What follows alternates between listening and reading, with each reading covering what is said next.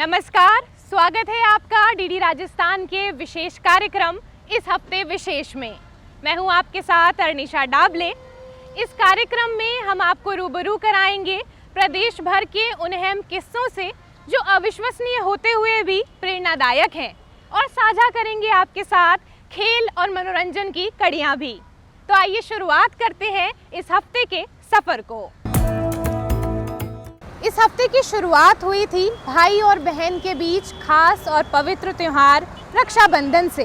प्रदेश भर की अनेकों बहनों ने अपने भाई की कलाई पर राखी बांधी थी, परंतु राजस्थान की कुछ बहनें ऐसी हैं जो ये विश्वास का बंधन सेना के जवानों को बांधती हैं।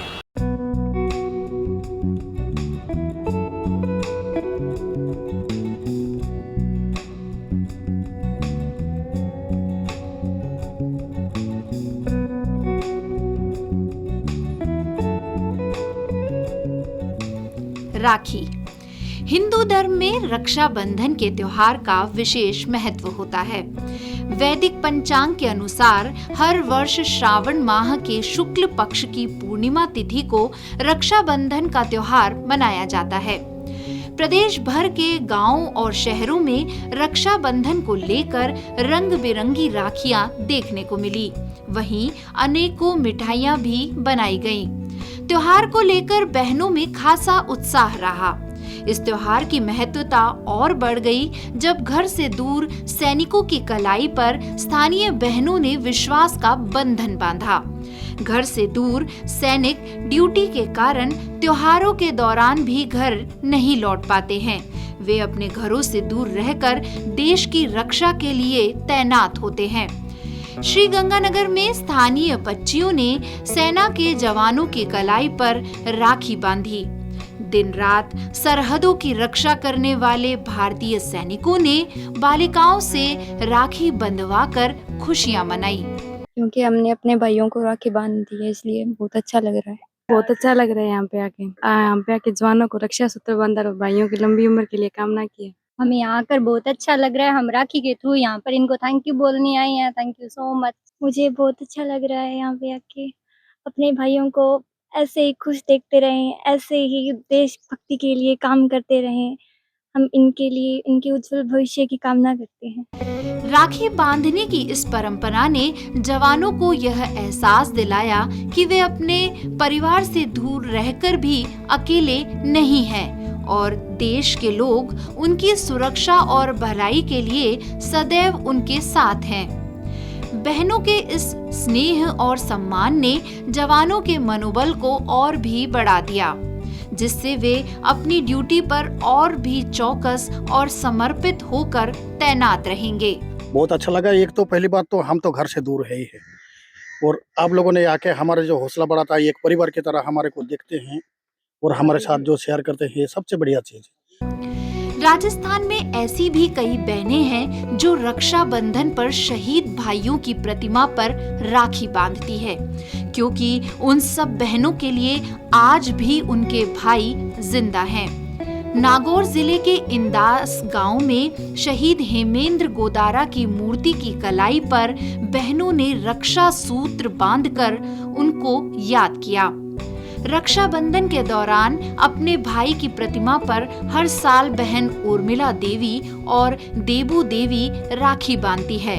आपको बता दें कि नागौर जिले के इंदास गांव के लाल हेमेंद्र गोदारा जम्मू कश्मीर में शहीद हुए थे। इसी तरह रक्षाबंधन के मौके पर डीडवाना के मामड़ोदा गांव के शहीद सब इंस्पेक्टर हेमराज शर्मा की बहन मनीषा भी अपने भाई की प्रतिमा को राखी बांधने पहुंची। हेमराज सीआरपीएफ में कार्यरत थे और देश की सुरक्षा की खातिर 1 दिसंबर 2014 को अपनी जान की कुर्बानी दी थी। हेमराज शर्मा को देश की खातिर शहीद हुए 10 साल बीत चुके हैं। इसके बावजूद भाई बहनों के बीच का रिश्ता आज भी कायम है।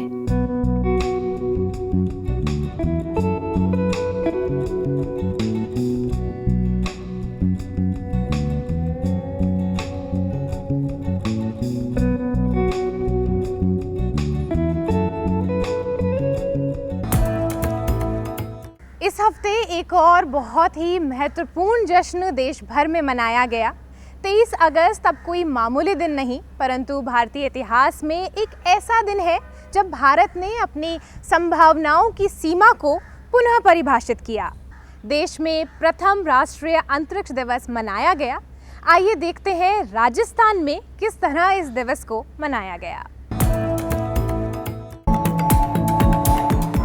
23 अगस्त 2023 को भारत चंद्रमा पर उतरने वाला चौथा देश और उसके दक्षिणी ध्रुवीय क्षेत्र में पहुंचने वाला पहला देश बन गया।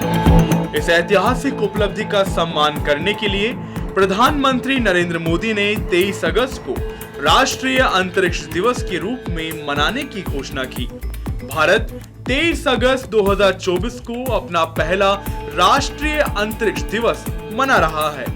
इसका विषय है चंद्रमा को छूते हुए जीवन को छूना, भारत की अंतरिक्ष गाथा। जो हमारा विक्रम लैंड हुआ था, India became the first country कि जब कोई साउथ पोल पे लैंड हुआ है, सेकंड कंट्री भी इंडिया ही है। क्योंकि इंडिया लैंड करने के बाद में वहाँ से इंडिया ने लॉन्च भी किया और फिर 30 सेंटीमीटर ऊपर जाके 30 सेंटीमीटर थोड़ा आगे जाके दोबारा लैंडिंग कराई। क्या ज़रूरत थी? अरे चंद्रयान 4 में हम वहाँ जाके रेगोलित मिट्टी लेकर आएंगे तो वहाँ से लॉन्च करना फिर से ज़रूरी है। तो उसी लॉन्च को हासिल करने के लिए वो एक्सपेरिमेंट भी कर लिया और ऑर्बिट से वापस भी ले आया कि अर्थ तक लाना है। अब अर्थ तक जो लैंड कराना है, क्या पता सोमनाथ सर के पास प्लान्स हो। और चंद्रयान 4 जो है, एक्साइटमेंट अलग ही लेवल की, क्योंकि 2 रॉकेट एक साथ लॉन्च होंगे, PSLV और LVM-3। और जब वहाँ से जब रेगोलित लेके आएंगे, अपोलो प्रोग्राम में 382 kg हम मिट्टी जब लेके आए थे ना, तो कितना कुछ मिला था। और अब जब आएगी ना, तो फिर तो चांद पे कॉलोनी बनाएगी इंडिया।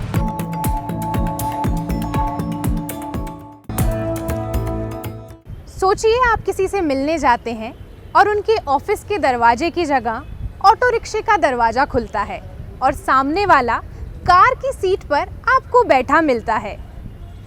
ऐसे ही अनेकों कबाड़ के सामान से नई नई चीज़ें बनाने वाली हैं जयपुर की पिंकी महेश्वरी। पिंकी न केवल पर्यावरण संरक्षण के लिए काम कर रही हैं, परंतु महिलाओं को भी आत्मनिर्भर बना रही हैं। पिंकी का स्टार्टअप भारत के टॉप 50 स्टार्टअप्स में शामिल है और हाल ही में उन्हें राष्ट्रपति भवन भी आमंत्रित किया गया था।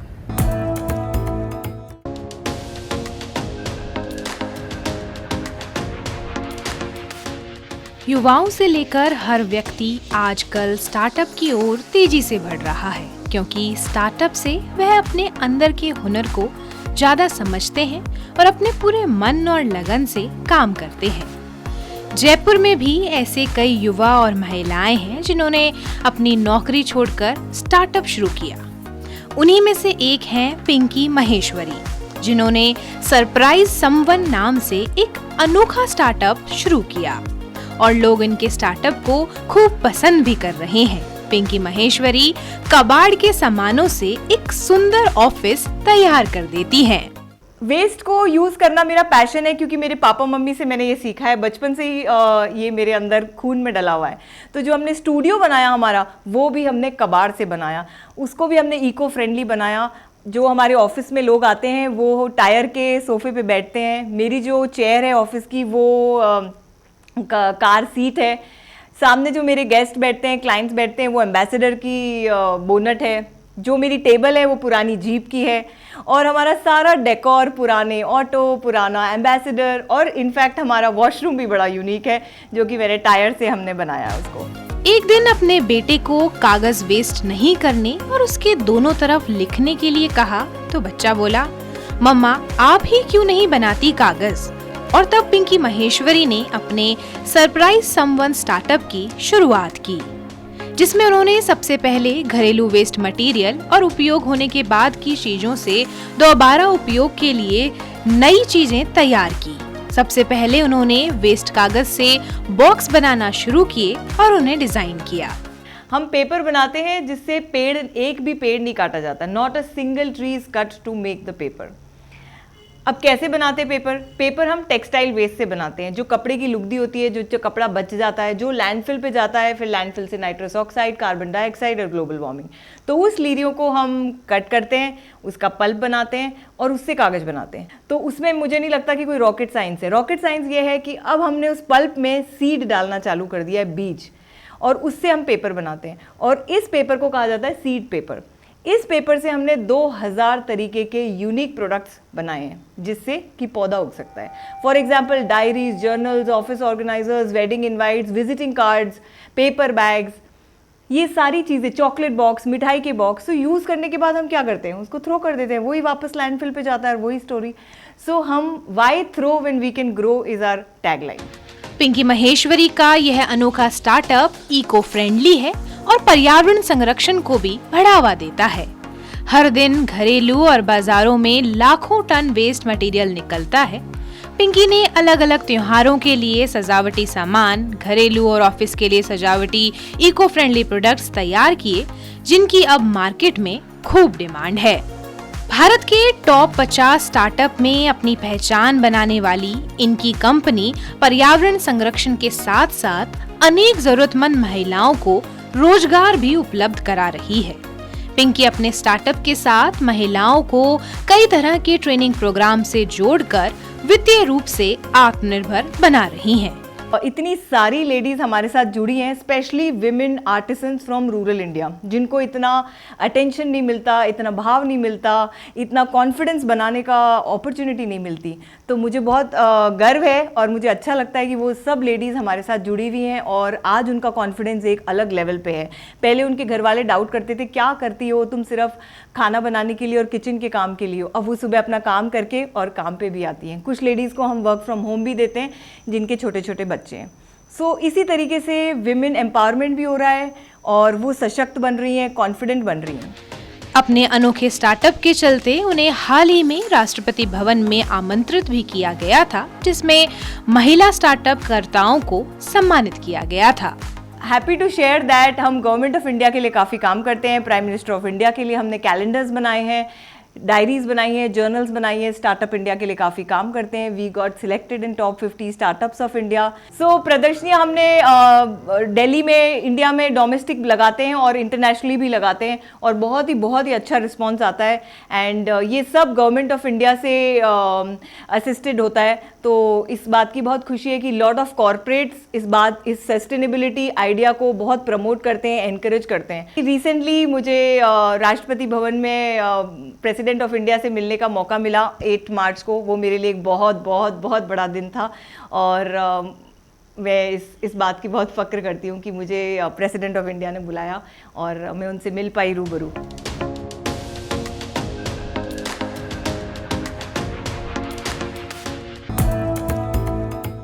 मिट्टी की महिमा मिटने में मिट कर संवरती है। मिट्टी मिट्टी पर मिटती है, मिट्टी मिट्टी को रचती है। हिंदी के सुप्रसिद्ध कवि डॉक्टर शिवमंगल सुमन की कविता मिट्टी की महिमा की ये पंक्तियाँ जयपुर के चंद्रशेखर सेन के प्रतिदिन की प्रक्रिया को दर्शाती है। चंद्रशेखर सेन टेराकोटा कलाकार हैं और मिट्टी पर अपनी मेहनत का रंग चढ़ाकर अनेकों कलाकृतियाँ बनाते हैं। आइए जानते हैं उनकी कला के बारे में।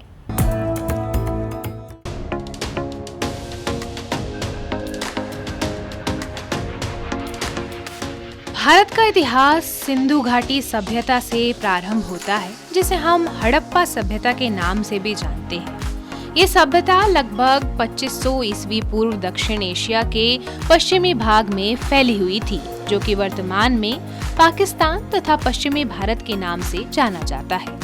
1920 में भारतीय पुरातत्व विभाग द्वारा किए गए सिंधु घाटी के उत्खनन से प्राप्त अवशेषों से हड़प्पा तथा मोहनजोदड़ो जैसे 2 प्राचीन नगरों की खोज हुई। पुरातत्व विभाग को खुदाई में पाए गए अवशेषों से उस सभ्यता में लोगों द्वारा बनाए गए अनेकों प्रकार के धातु व कलाकृतियां मिली। इन्हीं में शामिल थी टेराकोटा कला की कलाकृतियां। टेराकोटा कला राजस्थान की प्रसिद्ध हस्तकलाओं में से एक मानी जाती है। लाल मिट्टी को पकाकर सजावटी सामान बनाने की कला टेराकोटा कहलाती है। इसी कला को पिछले 20 सालों से संरक्षित कर रहे हैं जयपुर के चंद्रशेखर सेन। वे अपनी कला के माध्यम से जलवायु परिवर्तन की चुनौतियों को दिखाने का प्रयास करते हैं। साथ ही वे मानते हैं कि पुरानी कलाओं को समकालीन समय से जोड़कर प्रदर्शित करना आज के समय की मांग है। सबसे पहले जो अगर किसी चीज़ में काम हुआ तो मिट्टी में हुआ, तो हड़प्पन सिविलाइजेशन में काम निकले हैं, तो मैंने उनसे इंस्पायर, कालीबंगा गया, वहाँ से इंस्पायर होके फिर मैंने मिट्टी में काम शुरू किया। 4-5 तरीके की मिट्टी मिलती है राजस्थान में, जिसमें मोलेला, हड़ौता, रामगढ़ और ये आमेर, ये 4-5 सेंटर हैं। सब जगह जाके पूरा स्टडी किया और संस्कृति मंत्रालय की जूनियर फेलोशिप भी मुझे इसमें मिली हुई है, पोट्री और सिरेमिक कला में। कला के क्षेत्र में उत्कृष्ट योगदान देने के लिए चंद्रशेखर को अमृतसर में कौसा ट्रस्ट कला अवार्ड्स 2024 से सम्मानित किया गया था। चंद्रशेखर को हाल ही में अफ्रीकन मून विश्वविद्यालय दक्षिण पश्चिम अफ्रीका की ओर से भी मानद उपाधि प्रदान की गई थी। जो पुरानी जो चीज़ें हैं मैं हर एक जगह विजिट करता हूँ, जैसे मोहनजोदड़ो, ये हड़प्पन सिविलाइजेशन है, उसमें ज्वेलरी बनती थी जो, तो मैं पुराने टाइम में जो जिस तरीके का होता था, तो एक एग्जीबिशन करने का सोच रहे हैं जिसमें वो के वो टेक्सचर, वो की वो टूटी चीज़ें, उसके साथ कंटेम्प्रेरी चीज़ें, दोनों चीज़ एग्जिबिट करेंगे। और जो अभी समसामयिक की जो चीज़ें हैं, मैंने एक म्यूरल बनाया है, तो उसमें जो एनवायरनमेंट को लेके जितनी सारी समस्याएं हैं, और पहले पुराणों में एनवायरनमेंट को लेके जो सपोर्ट हुआ, मछली को भी अपन भगवान मानते थे, कछुए को भगवान मानते थे, वो मैंने टेराकोटा में बनाया। मैंने फ्रेंच एम्बेसी में एग्जीबिशन की है, फ्रेंच एम्बेसी में, एलायंस फ्रेंस में दिल्ली, और उसके बाद में मेरा स्पेन में भी ICCR ने एक सोलो शो किया है, जिसका पूरा सारा खर्चा भारत सरकार ने उठाया था 2015 में। और स्पेन में मैं रहा 2-3 महीना, और वहाँ पे मैंने पूरे 34 म्यूजियम देखे, और उस 34 म्यूजियम से काफ़ी अच्छा एक्सपीरियंस हुआ। पिकासो, मातिस, डाली, हेनरी मूर, सबके मैंने काम देखे, तो उससे एक वर्ल्ड आर्ट में कंट्रीब्यूशन कैसे हो सकता है, किस में हो सकता है। तो ये टेराकोटा ही एक ऐसा मीडियम है जो जिसमें वर्ल्ड आर्ट में कंट्रीब्यूट कर सकते हो। और टेराकोटा उसे कहते हैं, कोई भी मिट्टी पकने पे लाल हो जाए वो टेराकोटा कहलाती है, और ये दुनिया का सबसे पुराना क्राफ्ट है, और इसी से सारी सिविलाइजेशन डेवलप होती है। चंद्रशेखर 2022 में सबसे कम उम्र में राजस्थान ललित कला एकेडमी के कोषाध्यक्ष और वित्त समिति सदस्य बनाए गए थे। वे देश भर में अपनी कलाकृतियों को प्रदर्शित कर चुके हैं। अनेकों बार देश के प्रमुख आर्ट गैलरियों में एकल प्रदर्शनी भी लगा चुके हैं। टेराकोटा की 4-5 टेक्निक होती हैं, तो कोई नया आदमी भी आएगा ना, पहले दिन 500 रुपये कमा के ले जाएगा मेरे यहाँ से, 500-1000 रुपये। एक स्लिप कास्टिंग होती है जिसमें मोल्ड बनता है, मोल्ड को लिक्विड बना के डालते हैं। फिर एक स्लैब कास्टिंग होती है, स्लैब बनाते हैं प्लेट, और उस प्लेट्स को जोड़ के कोई पोट बनाते हैं। कॉइलिंग होती है। तो ये सारी चीज़ों से एक नया आदमी भी सीख सकता है, पहले दिन ही अच्छा काम कर सकता है।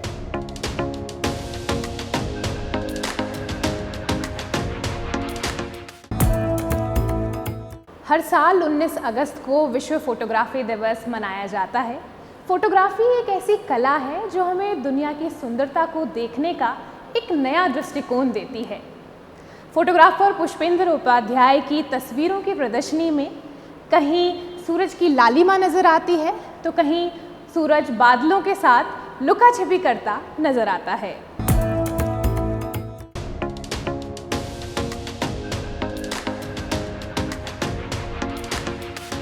कहते हैं कि जो संदेश हजारों शब्द बयान नहीं कर सकते, उसे एक तस्वीर बड़े सरल तरीके से बता देती है।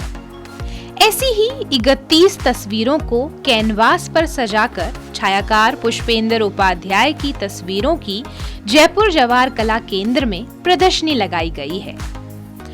पहले चित्र में पूर्व दिशा पर सुबह की लालिमा नजर आती है, दूसरे में बादलों के पीछे से उदय होता सूर्य, तीसरे में धीरे धीरे आसमान पर चमकने की प्रक्रिया में किरणें हैं, चौथे चरण में फलक पर चमकते सूर्य का सौंदर्य देखने योग्य है। एक फोटोग्राफ का एंगल ऐसा मानो सूर्य एक पेड़ पर बैठकर विश्राम कर रहा है, तो अगले ही चित्र में वो बादलों की ओट से झांककर पृथ्वी की हलचल को निहारता प्रतीत हो रहा है। पुष्पेंद्र पिछले कई वर्षों से अपने शौक के चलते नेचर फोटोग्राफी कर रहे हैं। इसका श्रेय वे प्रसिद्ध फोटोग्राफर महेश स्वामी को देते हैं। उनका कहना है कि हमारे आसपास प्रकृति इतनी खूबसूरत हो सकती है ये देखने का तरीका उन्होंने अपने गुरु से सीखा। तो जब सूर्य उगता है तो हम लोगों को एनर्जी फील करवाता है, और जो पृथ्वी जो पूरी चल रही है, पूरा जो ब्रह्म चल रहा है वो सूर्य की वजह से चल रहा है। सारे ग्रह सूर्य के चक्कर ही लगा रहे हैं। तो मुझे लगा, मतलब इससे पहले जो मेरा पहाड़ों का जो सौंदर्य था, एहलाद करके था, 2022 में मेरी जो एग्जीबिशन थी, अब इस बार मुझे ये लगा नहीं सूर्योदय पे कुछ करते हैं, तो दैट्स व्हाई मैंने सूर्योदय को सब्जेक्ट चूज़ किया। ऐसे किसी एग्जीबिशन को देख के स्वामी जी से प्रेरित होकर मैंने इसको फोटोग्राफी को चूज़ किया, और जब से मैं फ़ोटोग्राफी कर रहा हूँ तो मुझे एक देखने का जो है ना, कैमरा सबके हाथों में हो सकता है, लेकिन उसके पीछे की जो संवेदनाएं, जो आँखें हैं ना, जो नज़रिया है, वो कैमरा आपको धीरे धीरे सिखा देता है, वो आपको फाइन ट्यून कर जाता है। तो कैमरे के कारण मेरी भी नज़र थोड़ी सी फाइन ट्यून हो गई है, और मैं अब काफ़ी लोगों को समझना बिजनेस में भी मेरे को बहुत फ़ायदेमंद हो, और सबसे इम्पोर्टेंट है मुझे संतुष्टि मिलती है फ़ोटोग्राफी क्लिक करने के बाद में। 10 दिवसीय प्रदर्शनी को देखने के लिए काफी संख्या में कला प्रेमी पहुंच रहे हैं और कैमरे से सूर्योदय और सूर्यास्त के नजारों को देखकर रोमांचित भी हैं। इस प्रदर्शनी की खासियत ये है कि यहाँ प्रदर्शित सभी कलाकृतियों को छायाकार ने अपने कैमरे से खींचा है और फिर उन खींची गई तस्वीरों को कैनवास पर इस तरह ट्रांसफॉर्म किया है कि देखने वाले को ये सभी छायाचित्र पेंटिंग्स की तरह नजर आते हैं।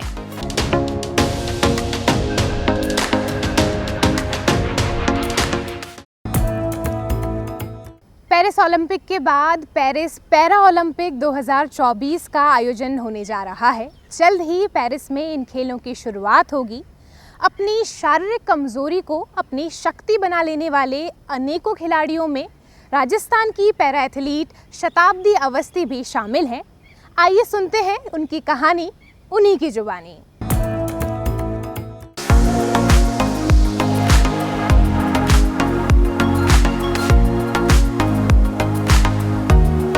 मेरा बचपन से सपना था कि मैं आर्मी में जाना चाहती थी, लेकिन कुछ परिस्थितियां ऐसी हुई कि एक्सीडेंट होने की वजह से मैं हमेशा के लिए व्हीलचेयर पे आ गई।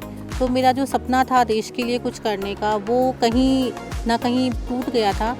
तो उस सपने को पूरा किया स्पोर्ट्स ने। स्पोर्ट्स में आने के बाद में मुझे देश के लिए खेलने का मौका मिला। मैंने कई सारे इंटरनेशनल लेवल पे बहुत सारे कॉम्पिटिशन्स में अपनी कंट्री को रिप्रेजेंट किया और देश के लिए मेडल जीते। जो भी लोग मुझे सुन रहे हैं, खासकर दिव्यांग लोग और उनके घर वाले, मैं आपको यही मैसेज देना चाहती हूँ कि आप अपने बच्चों को स्पोर्ट्स से जोड़िए। स्पोर्ट्स एक ऐसा माध्यम है जो बच्चों को ज़िंदगी में सफल भी बनाएगा, एक सम्मानजनक स्थिति में भी पहुंचाएगा। साथ ही आपके बच्चे को खुद के ऊपर गर्व होगा कि वो देश के लिए खेल पा रहा है।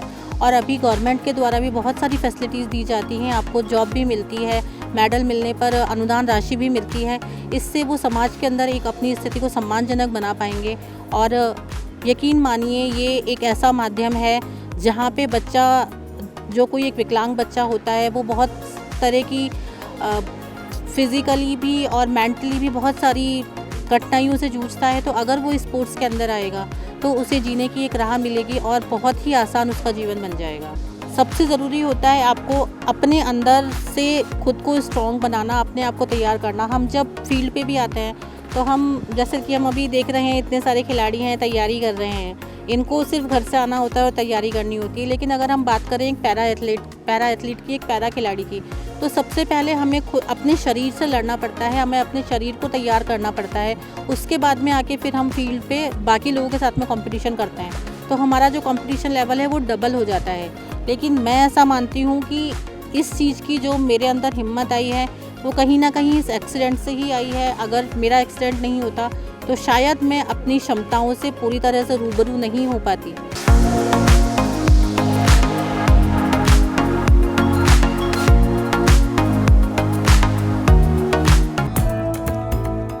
प्रोफेसर विजय शंकर व्यास का जन्म 1931 में बीकानेर में हुआ। उनका 8 दशकों का सक्रिय जीवन बीकानेर से बम्बई, विद्यानगर, दिल्ली और अहमदाबाद में बीता। उन्होंने अनेकों बार विदेश में यात्रा भी करी। देश और प्रदेश की आर्थिक नीति के निर्धारण में भी उनका विशेष योगदान है, जिसके चलते उन्हें 2006 में पद्म भूषण से सम्मानित भी किया गया। उनकी डायरी के पन्नों और जीवन यात्रा पर उनकी संक्षिप्त आत्मकथा कई मंजिलें कई मुकाम है, जिसका शुक्रवार को मीता सिंह ने अंग्रेजी अनुवाद मैनी डेस्टिनेशंस मैनी माइलस्टोन्स का विमोचन किया। वे लिखते हैं, लोतवाला ट्रस्ट से इस्तीफ़ा देने के बाद जब मैं दांतवाला गया और उन्हें बताया कि मुझे जल्द से जल्द काम चाहिए, तो उन्होंने मुझे मना कर दिया। कहा मेरे लिए उनके पास कोई नौकरी नहीं है। ऐसे ही उनके जीवन में अनेकों बार उतार चढ़ाव आए। वे फिर लिखते हैं, जब मैं दिल्ली से वापस विद्यानगर जा रहा था, मेरे सामने 2 उद्देश्य थे। पहला, मुझे अपने काम में गहन दक्षता और पूरी एकाग्रता से आगे बढ़ना है, और दूसरा, अपनी पत्नी और बच्चों को ज़्यादा समय देना है। वे आगे लिखते हैं, पर मेरे मल्टीटास्किंग व्यक्तित्व के कारण मैं दोनों ही काम में असफल रहा। उनकी ये प्रेरणा देने वाली आत्मकथा सभी युवाओं को ज़रूर पढ़नी चाहिए।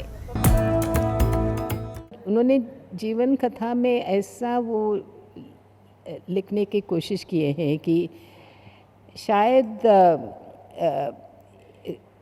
जो बहुत हम्बल और आम बैकग्राउंड से जो स्टूडेंट्स, जो लोग आते हैं, उनको क्या वैल्यूज़ ज़िंदगी से सीखना चाहिए, कैसे उनके एम्बिशंस जारी रखना चाहिए, कैसे पढ़ाई से बढ़ सकते हैं, कैसे अपने प्रार्थना और जो बहुत हार्ड वर्किंग थे। प्रोफेसर व्यास तो इतना काम करते थे, मुझे लग रहा है कि उनके आत्मकथा पढ़ने के बाद कि कभी वो सोते ही नहीं थे, वो काम ही करते रहते थे। सबसे इम्पोर्टेंस जो प्रोफेसर व्यास जो किसानों के बारे में सोचते थे और उनका जो हमदर्दी था और उनका जो क्लैरिटी था पॉलिसी क्या होना चाहिए, तो अभी भी उतना ही रेलेवेंट है जैसे उनके ज़माने में था। उम्मीद है आपको पसंद आया होगा आज का ये कार्यक्रम। अगले हफ्ते फिर मुलाकात होगी नई कहानी और किस्सों के साथ। देखते रहिए डीडी राजस्थान। नमस्कार।